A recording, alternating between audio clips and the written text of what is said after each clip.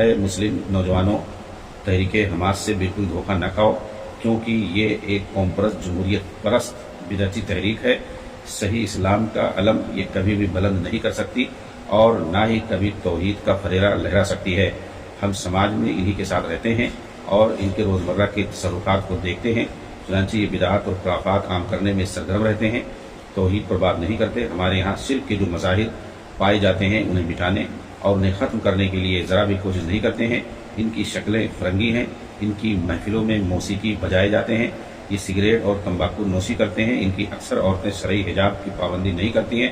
فحش اور عریہ میلوں اور پروگراموں میں شرکت کرتی ہیں، گھروں میں، اسکولوں اور کالجوں میں اختلاط کو یہ جائز سمجھتے ہیں، لوگوں کے دلوں میں یہ اس بات کی بیج ڈالتے ہیں کہ غاصب صہیونیوں سے مزاحمت کاری کرنے والے تنہا صرف یہی ہیں۔ مجاہد فی سبیل اللہ وہی ہو سکتا ہے جو ان کی جماعت میں شامل ہو کر جہاد کرے،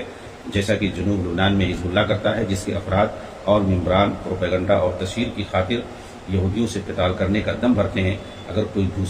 دوسری جماعت قتل و قتال کے لیے آگے آتی ہے تو اسے روک دیتے ہیں، بلکہ اسے گرفتار کرتے ہیں اور دھمکیاں دیتے ہیں۔ یہ اپنی تنظیمی اور حزبی مقاصد کو پورا کرنے کے لیے دین کی تجارت کرتے ہیں، اور جو کچھ 1996 کے انتخابات میں ہوا وہ سب سے بڑی دلیل ہے کہ جس وقت پہلی بار مغربی کنارے اور غزہ پٹی کے اندر قانون ساز اسمبلی کے لیے انتخابات ہوئے تو یہی تحریک حماس کے لوگوں نے اسے سختی سے حرام قرار دیا، مسجدوں کے اندر اس کی حرمت کا اعلان کر کے ہمارے کانوں کو پکا دیا، یہاں تک کہ قریب تھا ہر اس شخص کی تکفیر کر دیتے جو انتخابات میں شریک ہوتا تھا۔ لیکن کچھ ہی سالوں کے بعد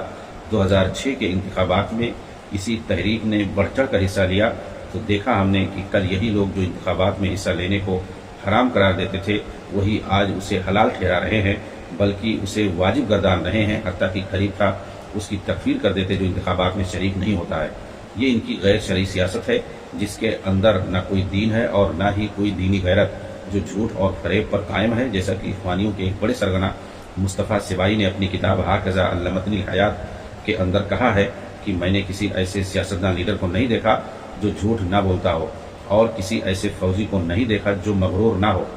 اور کسی ایسے مالدار کو نہیں دیکھا جو اتراتا نہ ہو، اور کسی ایسے نئے مالدار کو نہیں دیکھا جو بیوقوفی نہ کرے۔ میں یہ مانتا ہوں کہ ان کے بعض افراد دیندار ہیں اور دینداری کو پسند کرتے ہیں، مگر یہ کافی نہیں ہے، ضروری ہے ایسے عمل کی جو سنت کے موافق ہو کہ وہ عند اللہ مقبول ہو جائے۔ یعنی کوئی بھی دینداری یا کوئی دینی عمل، اس کے لیے ضروری ہے کہ وہ نبی صلی اللہ علیہ وسلم کے منہج اور طریقے کے